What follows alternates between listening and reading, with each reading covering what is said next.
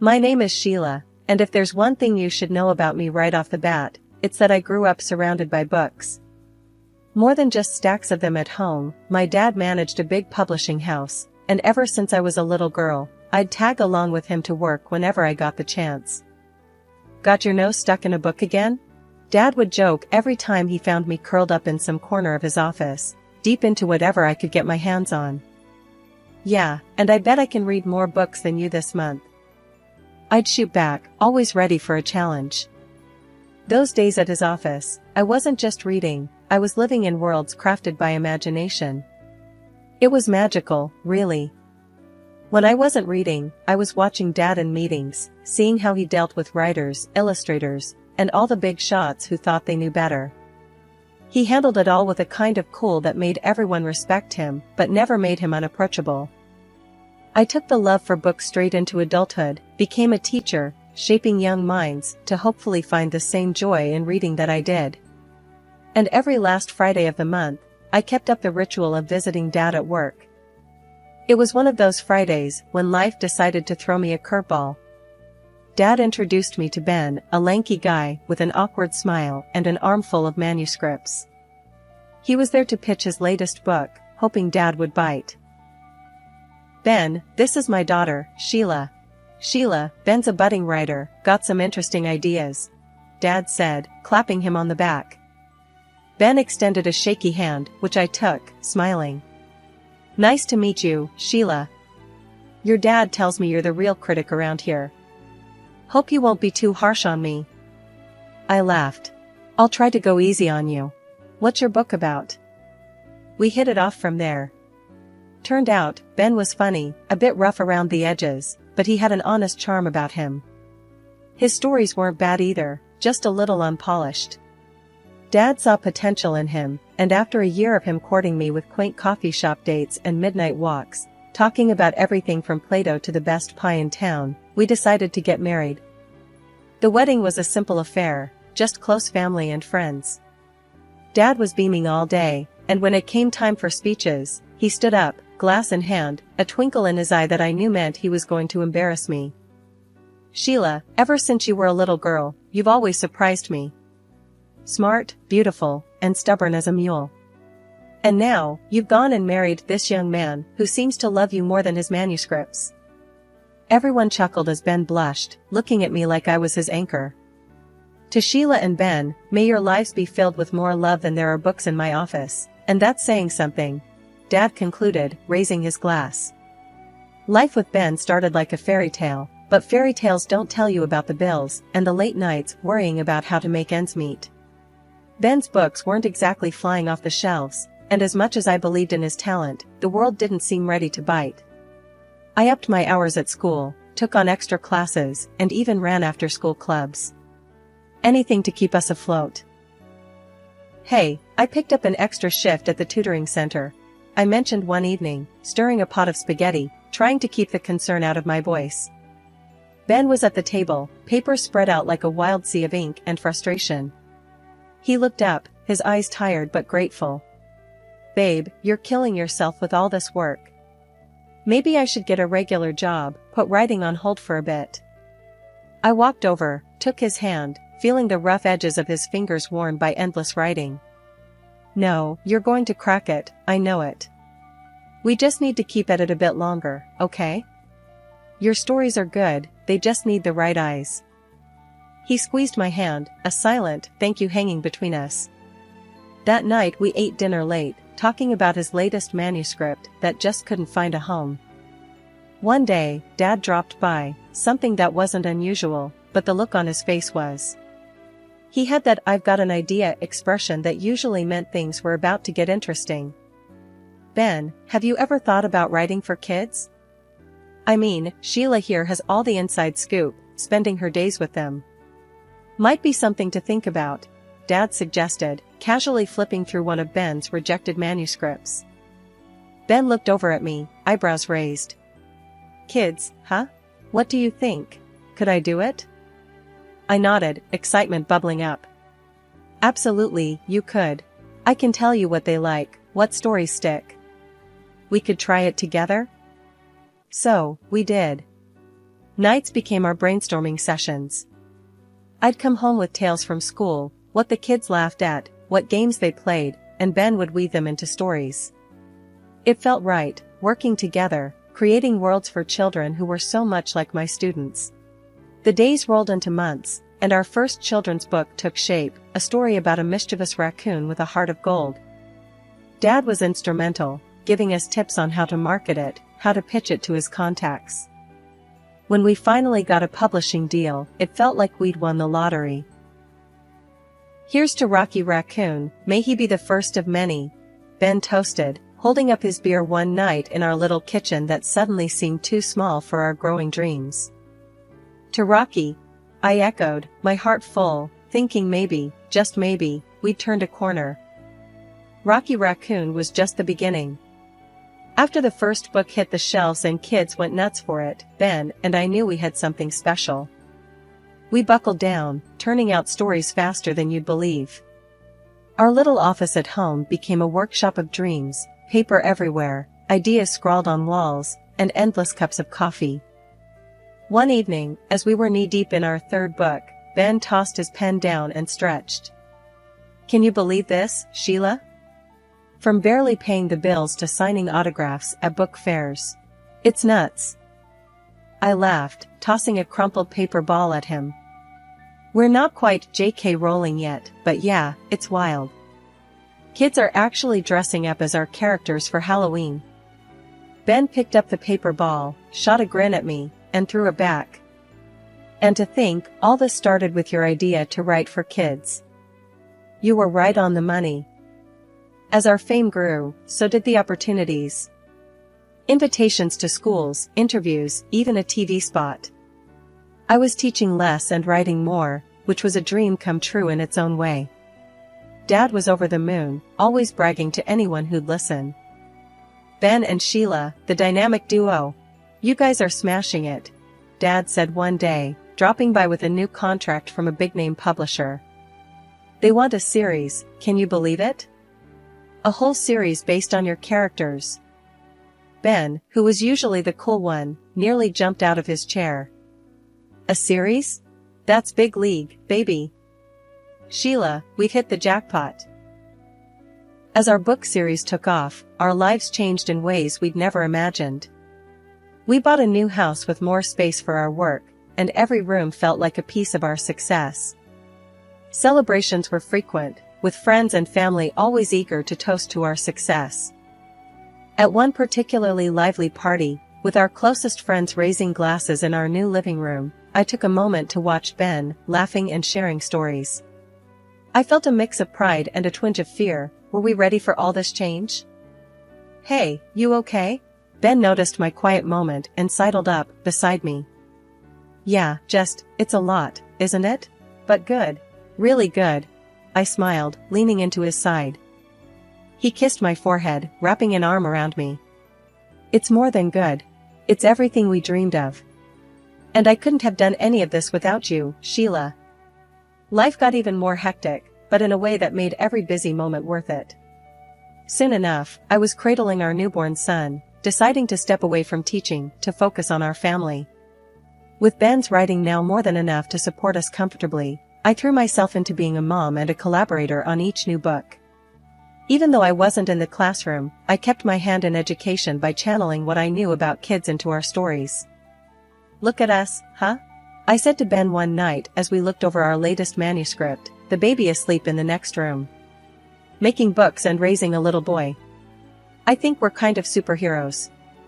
Ben laughed, pulling me close. "Yeah, superheroes who deal in diapers and dialogues. But I wouldn't have it any other way." The evening of Dad's 70th birthday was supposed to be a grand celebration, and it was. Held in one of the big fancy restaurants downtown with a buffet where everyone seemed to mingle effortlessly, except me, perhaps. As the night unfolded with laughter and the clinking of glasses, I couldn't help but notice Ben. He seemed unusually occupied, not with me or our son Jamie, who was now 17 and more into his phone than the party, but with a young woman whose laughter seemed a bit too loud, even over the buzz of party chatter. They were tucked away at a corner table, heads close, talking animatedly. Something inside me tightened. I tried to focus on my dad, who was busy being the life of the party, but my eyes kept darting back to Ben. Finally, I pulled Dad aside during a quieter moment. "Dad, who's that woman with Ben?" I tried to sound casual, but my voice betrayed a tinge of concern. "Oh, her?" Dad glanced over, following my gaze. "That's Lisa, the assistant editor at the publishing house. She's been working closely with Ben on his latest project." I nodded, feeling a lump form in my throat. They seemed to be getting along well. Dad gave me a reassuring pat on the shoulder. "It's all professional, honey. You know how these events are, just shop talk and networking." His tone was dismissive, but it did little to ease the nagging doubt in my heart. Pushing down the jealousy that bubbled up, I plastered a smile on my face and returned to the festivities. Relatives and important guests came over to congratulate Dad, pulling me into conversations and away from my spiraling thoughts. As the evening wore on, I found myself watching Ben and Lisa from across the room. They were laughing again, their heads tilted together in a way that looked far too intimate for a simple work discussion. Each laugh, each shared glance between them felt like a small puncture to my heart. "Let's get some fresh air," I suggested to Jamie, needing an escape from the stifling atmosphere. Outside, the cool night air felt like a balm. Jamie and I leaned against the railing, overlooking the city lights. He talked about school, his friends, and his plans for college, normal things that felt grounding in that moment. "Thanks for being here with me, Jamie. I needed this," I told him as we headed back inside. "Anytime, Mom. You know I've got your back," he replied, bumping his shoulder against mine, playfully. We re-entered the party, my resolve strengthened. I would enjoy the evening for Dad's sake, for Jamie's. As for Ben and whatever was happening there, I would deal with it later, when the music stopped and the guests went home. After returning from some fresh air with Jamie, I couldn't shake off the uneasy feeling that had settled over me. As much as I tried to focus on the celebration, my eyes inevitably wandered to where Ben was still chatting animatedly with Lisa. It was like watching a play where you already knew the tragic ending, but you couldn't leave your seat. Determined not to let this spoil the entire evening, I tried to mingle. Yet, every laugh and snippet of music seemed to echo with underlying tension for me. Finally, I decided to head to the ladies' room to freshen up, perhaps clear my head. That's when it happened. As I walked down the quiet hallway towards the restrooms, the muffled sound of voices stopped me dead in my tracks. The door to one of the private dining rooms was ajar, and through the crack, I saw Ben and Lisa. They weren't just talking, they were in an embrace, kissing like two teenagers, hidden away from prying eyes. My heart hammered against my chest so hard I thought it might burst. Anger, shock, and a profound sense of betrayal swirled inside me. I felt rooted to the spot, hidden by the shadow of a decorative plant. Just then, their conversation floated out, clear and sharp. "We need to figure this out, Ben. Once your book launches, we'll have enough to start fresh. Just you and me," Lisa whispered, her voice thick with emotion. Ben's reply was a low murmur, but his words were like daggers. I know. I just need a bit more time to sort things out with Sheila. It's complicated with Jamie and everything." The cold reality of their plans hit me hard. I was supposed to be his partner, his wife, yet here he was, planning a future with someone else as if our years together meant nothing. Feeling like I might get sick, I pushed off the wall and stumbled into the restroom. Inside, I leaned against the cool tile, my reflection in the mirror a stark reminder of the fool I had been. Tears threatened, but I willed them back. Crying wasn't going to help, I needed to think. After a few deep breaths, I splashed water on my face, trying to erase any sign of my tears. Composing myself, I stepped back into the hall, only to bump straight into Dad. "Sheila, what's wrong? You look pale," Dad said, his voice full of concern as he noticed my disheveled appearance. "It's nothing, Dad. Just feeling a bit under the weather," I lied, attempting to brush past him. Dad, however, wasn't having any of it. He took my arm gently and steered me away from the main hall into a quieter corridor. "This isn't just a headache, is it?" Talk to me, honey. The floodgates opened, and I poured out everything to him, from Ben's frequent late nights to what I had just witnessed. Dad listened, his face hardening with every word. "This needs careful handling, Sheila. We'll sort it out, don't you worry," he assured me, his tone firm yet soothing. "Let's meet at the detective's office tomorrow. We'll get to the bottom of this." Nodding, feeling a mix of relief and dread, I agreed. The rest of the evening was a blur. I couldn't bear to stay any longer at the party, claiming illness, and left with Jamie, who was confused but too sleepy to question much. Ben didn't come home that night, claiming later that he was caught up at work. I knew better now, but kept my newfound knowledge to myself, preparing for what was to come. The next steps needed to be planned with care, and I was grateful to have Dad by my side, ready to face whatever lay ahead. The next morning felt like one of those days when you wake up wishing the world would give you a redo. With a heavy heart and a mind racing with thoughts of betrayal, I drove to the detective's office where Dad had agreed to meet me. He was already there when I arrived, his face a mask of concern and determination. The detective, a middle-aged man named Ron, ushered us into his office.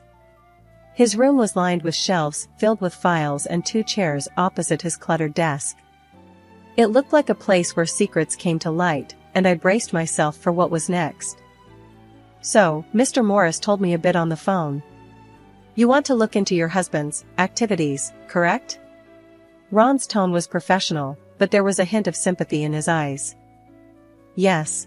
I need to know if what I saw is just the tip of the iceberg," I said, my voice faltering a bit towards the end. Ron nodded, pulling out a notepad. "I'll need some details from you. Times, places, any particular people involved besides the woman you mentioned." As I recounted everything, from Ben's late nights to the incident at the party, Ron took notes, his expression unreadable. After I finished, he leaned back in his chair, tapping the pen against his notepad. "We'll start with surveillance, check his known hangouts, and track his movements. If he's meeting this woman, we'll find out when and where. Do you want photos or just a report?" "Photos," Dad cut in before I could answer. "We need everything documented, just in case." "Understood," Ron replied. He then looked at me. "It might take a few weeks to gather everything. These things, they take time and patience." 3 agonizing weeks later, we were back in Ron's office, sitting across from him as he laid out what he had found. The folder he opened seemed to spill out my worst fears. Photos, detailed reports, bank statements, and more painted a picture I couldn't deny. "Mrs. Morris, I'm sorry, but it's as you suspected," Ron began. "Your husband has been seeing the assistant editor for over 2 years. Since shortly after she was hired by your father." My heart sank as he continued. "He's transferred large sums to her accounts. Bought her an apartment and a car. They spend most of their free time together. And from what I've gathered, they've discussed marriage, planning it for after your son turns 18, to avoid any complications with alimony." Dad's face was stone. He reached over and squeezed my hand, his grip tight with shared outrage. This is unbelievable. After everything I've done for him, this is how he repays our family?" Dad's voice was low, each word heavy with betrayal. I sat, frozen, as the reality settled in. The man I had loved and trusted had planned his future on the ruins of our past. "What do we do now, Dad?" My voice was barely a whisper, drowned out by the roaring in my ears. "We'll figure this out, Sheila. We'll make sure he regrets this," Dad said firmly, his jaw set. Dad had invited Ben, me, and Lisa, the assistant editor, to our family home under the guise of discussing a new book. Once we were all seated in the living room, which had always been a place of warmth and laughter, Dad started the meeting in a tone that was unnervingly calm. "Thank you all for coming. Today, I thought we'd discuss a potential new plot. Something real, something revealing." Ben looked uneasy, glancing at Lisa, who was visibly nervous. I sat silently, watching as Dad opened a folder thick with photos and documents, the evidence collected by the detective. He slowly pulled out one photo after another, laying them on the coffee table for all to see. Imagine a book where the main character, a successful writer, betrays everyone who loves him. Dad began, his voice steady but cold. Ben's face drained of color as each photo and document showcased his affair, his financial betrayals. Dad didn't stop there. He recounted how Ben got his start with his help, how I had supported him through thick and thin, writing the early books that made him famous, providing ideas and editing drafts. You see, I've invested a lot in you, Ben. And this, he waved at the photos, is how you've repaid us. Lisa began to cry softly, her hands trembling. I didn't think it would go this far, she murmured. I'm so sorry. I'm pregnant. Dad's eyes then turned to her. And you, young lady, think about the decisions you make and who they hurt. The room was thick with tension, a stark contrast to the decorous surroundings. Then, Dad leaned forward, his hands clasped together. I can make a few calls right now, to some very influential friends in the publishing world. What do you think would happen to your career then, Ben? Ben was shaking, his voice barely audible. Please, I made a mistake. That's not enough, Ben, I said, my voice firmer than I felt. I slid the divorce papers across the table. Sign these. They state that all assets stay with me, as do the rights to our books. Lisa gasped, clutching her stomach. Please, don't leave me with nothing. I looked at her, my heart hardening against the betrayal, but softening at her plight. I'll leave you the apartment Ben bought you. That's more than generous, all things considered. She nodded quickly, wiping her tears, and signed the papers. Ben tried to argue, his eyes darting from the documents to Dad's stern face. This isn't fair. I deserve.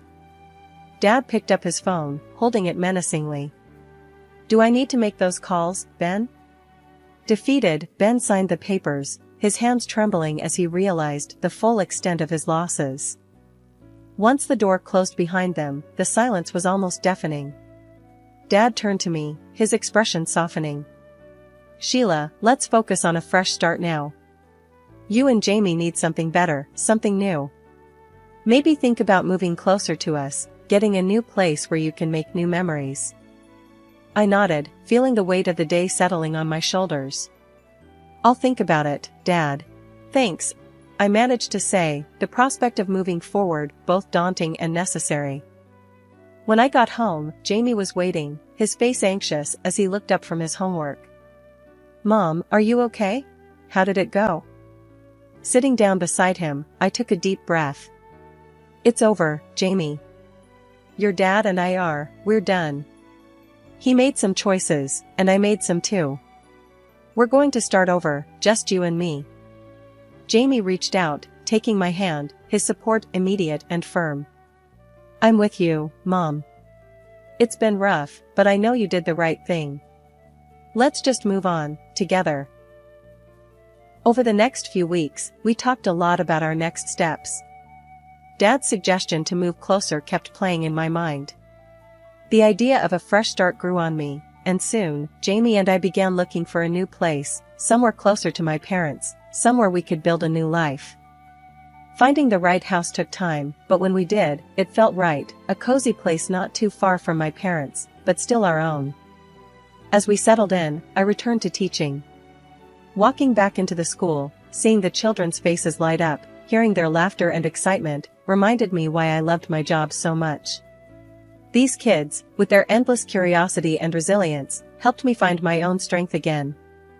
Life started to find a rhythm again, a new normal that was different but fulfilling. Jamie thrived, diving into his studies and eventually heading off to university. His resolve and support never wavered, anchoring me through the changes. One evening, as I sat on the porch of our new home, watching the sunset, Dad came over, sitting beside me. You've done well, Sheila. I'm proud of you. Thanks, Dad. It hasn't been easy, but it feels right. Starting over, being here, close to you and Mom, it's given us both a chance to heal and grow. He nodded, looking out over the yard. Life throws some tough lessons our way, but how we come out of them, that's what defines us. As we sat there, the tranquility of the evening wrapping around us, I felt a peace I hadn't known in a long time. Yes, the road had been unimaginably hard, but here we were, stronger and together. The love of my family and the joy of my work with the children filled my days. I had found my way back to happiness, back to a life where I could thrive.